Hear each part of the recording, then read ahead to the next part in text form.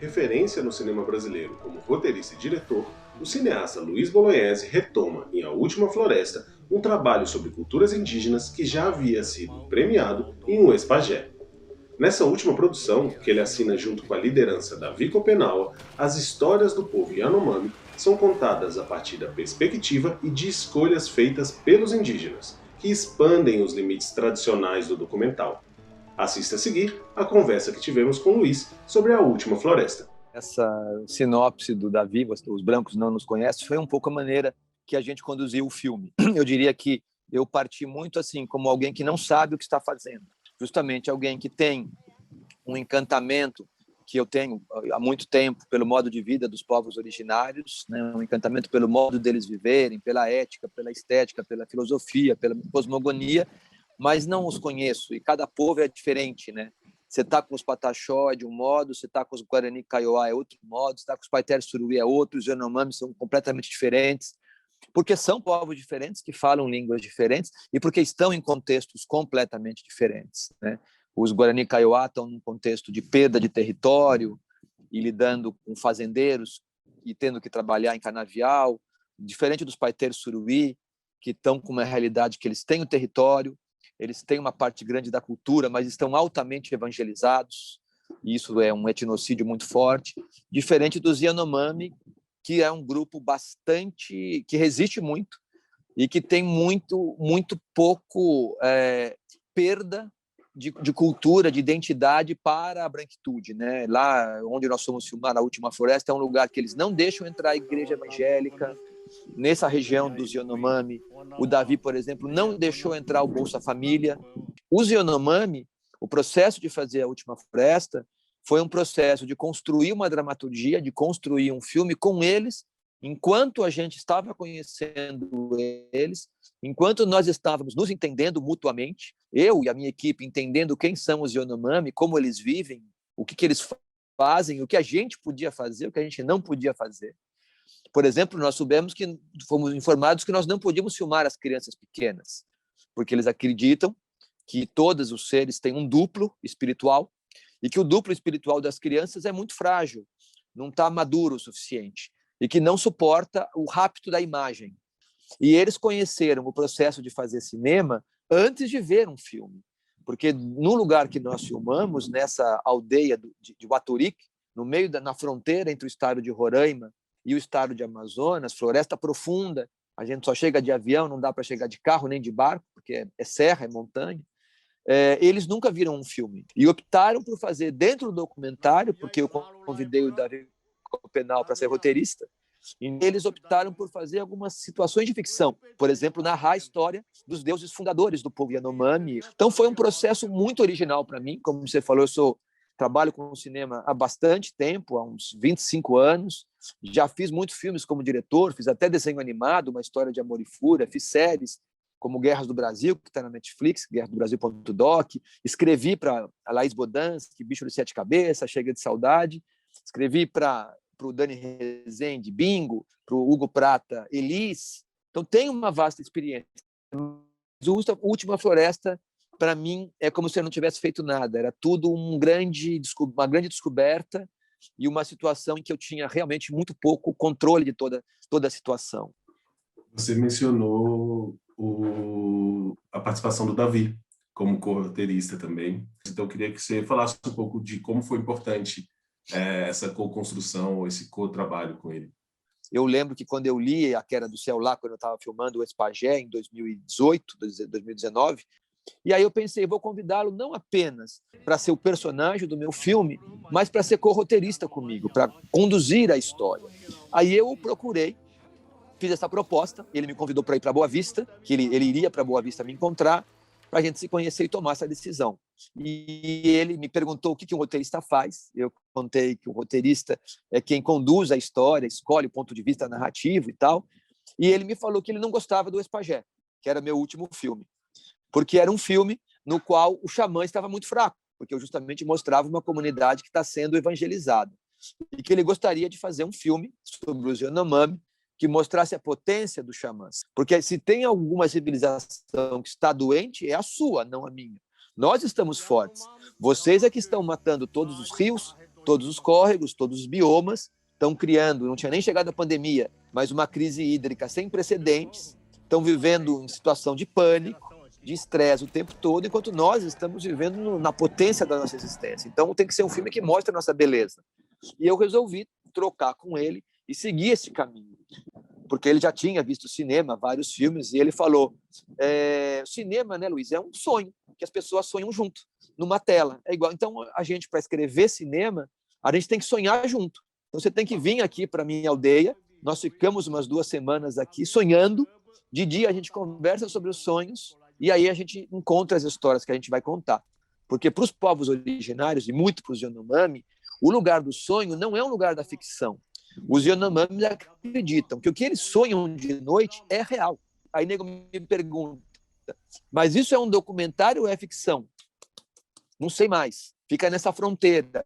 Mas eu acredito que é documentário, só que é um documentário que tem esse viés e esse ponto de vista de um lugar de fala radical em que eles estão construindo as próprias histórias que eles querem que sejam aquelas que os representam, né? A questão da mineração aparecer nesse contexto dos sonhos é uma das coisas que marca bastante o filme. Eles explicam, eles entendem a chegada do garimpo. O grande mal que o garimpo faz, na explicação dos grandes xamãs, é que eles entendem que o Mama, que é o Deus que criou o mundo, enterrou os minerais no fundo da terra e os homens não mexerem nos metais. No Yanomami, os metais foram enterrados e não devem ser tocados. Nós não devemos desenterrar nióbio, nós não devemos enterrar petróleo, não devemos desenterrar gás natural, porque, segundo eles, disso emana a fumaça da doença. E ela se espalha, e ela traz verdadeiras pandemias. Olha o que aconteceu. Então, quando a gente entra para fazer garimpo ou poços de petróleo dentro da floresta, a gente vai despertar novos vírus. Todos os biólogos estão dizendo isso, né? E eles já dizem isso mitologicamente. Então, eles vão interpretando as coisas de uma maneira mitológica, mas isso é muito produtivo de uma realidade altamente ecológica e altamente saudável para o modo deles viverem. Então, em alguns momentos, o espectador fala, peraí, não estou entendendo. Isso é uma coisa real ou isso é um sonho? Porque para eles é assim. Não tem, agora, parem que lá vem a fantasia. Não, a coisa é toda misturada. Então, a gente deu no filme essa dimensão profana, cotidiana para o fantástico. Mitos e sonhos e realidade são a mesma coisa misturadas. Eu acho que esse frescor é uma das coisas legais do documentário, que está fazendo o documentário andar tanto por aí, enfim, e causar tanta interesse, curiosidade, que era o sonho do Davi. O Davi dizia para mim, Luiz, a gente precisa fazer esse filme porque o mundo precisa conhecer os Yanomami, porque vocês estão precisando da nossa ajuda. Vocês precisam nos escutar, porque nós podemos salvar o povo de vocês da destruição que vocês estão mergulhando. Mas nós também precisamos da ajuda de vocês, porque vocês precisam nos ajudar a tirar esses garimpeiros daqui, porque 15, 20, 50 garimpeiros eu tiro no tapa, mas 20 mil garimpeiros armados com metralhadora não dá para nós. Para você, durante esse processo, além dessa parte de preparativos que você já narrou, que pensamentos ou que ensinamentos que foram e ficaram? A gente chega muito ansioso e quase panicado mesmo. E aí você começa, conforme os dias vão passando, você vai percebendo que esse nível vai caindo de estresse e ansiedade, e você percebe que ao teu redor, que é a maneira deles viverem, esse nível é baixíssimo. Eles têm níveis muito baixos de estresse e ansiedade, e a gente está com níveis muito altos. Aí você começa a desejar esse modo de viver. Eu falo, como é que eu faço para voltar a viver dessa maneira, se é que algum dia eu vivi dessa maneira? Que capacidade é essa que esses caras têm? E da onde vem essa capacidade de estar tão feliz no presente, no momento aqui, né? Você vai caçar com um caçador na floresta para ver um pouco como é, e aí o cara chega num lugar e ele para. Você não vai caçar o animal? Não, aqui eu vi a pegada de um bicho. Eu sei que ali tem um pé de uma determinada fruta que ele come, então ele está vindo comer. Então, em vez de eu ficar andando atrás dele, eu vou esperar ele no caminho dele, uma hora ele vai passar. E ele passa ali 3 ou 4 horas sem nenhuma ansiedade, sem nenhum estresse, conectado com tudo isso. De repente passa a tal da capivara ou tal da paca, ele mata aquele bicho, ele volta com a comida dele para casa e ele lidou esse tempo todo com essa capacidade de estar ligado no presente muito forte. Isso foi uma das coisas que me contaminou positivamente, né? Assim, Como é que eu me reconecto um pouco com essa maneira de viver? Como é que eu consigo abaixar? E eu estou me replanejando em termos dos meus trabalhos, eu modifiquei um pouco os meus volumes de trabalho, o volume de grana que eu preciso, ou de propostas que eu tenho, no sentido de eu preciso ter mais tempo para mim, para o meu ócio criativo. Foram coisas que foram plantadas em mim e que eu vejo como artista e que também se relaciona com eles, que as coisas são mais profundas, que eles têm um modo de viver que não está baseado no planejamento do futuro o tempo todo, como nós. Tudo é na agenda. Nós nos construímos dessa maneira, que eles acham louco. Vocês tentam controlar o que vai acontecer. O que vai acontecer é incontrolável. Não dá para gastar tanta energia em controlar tudo. E aí esse tipo de conceito que planta em mim um interesse de entender cada vez mais e de me aliar aos próprios autores indígenas, escritores e documentaristas e dar mais potência para essa voz, porque eu acho que nós, da branquitude, ou que estamos sob a influência da branquitude, desse modo civilizatório que vem da Europa, do século XVI, de uma ultra-racionalidade que se afasta da mitologia e que olha para o outro não como um parceiro, mas que alguém que eu posso dominar e disponibilizar e ganhar em cima do corpo dele, que é o pensamento do capital, é muito diferente. Uma coisa que me chama muita atenção nessa lógica não sei se isso é do Davi ou se é da cultura Yanomami como um todo, é uma análise muito perspicaz, né? Da cultura ocidental que chega até ali. É uma coisa muito direta. Eles têm essa extrema sensibilidade na leitura do outro, né? Eles nos leem muito bem. Então, teve esses dois movimentos ali. Tem uma primeira questão que há um movimento feminista indígena muito forte. Eu não sei se a palavra feminista é adequada, porque é tão diferente as culturas que a gente não pode estabelecer exatamente o mesmo paralelo, mas alguma coisa parecida está acontecendo. As lideranças indígenas hoje têm uma quantidade enorme de mulheres, coisa que não acontecia 20 anos atrás. Você tem Sônia Guajajara, você tem a Célia Checriabá, você tem uma série de lideranças femininas, e no Xingu você tem mulheres questionando situações e se tornando líderes, e lá nos Yanomami a gente viveu isso. As reuniões para decidir o que seria a dramaturgia eram feitas só por homens. E eu questionei o Davi.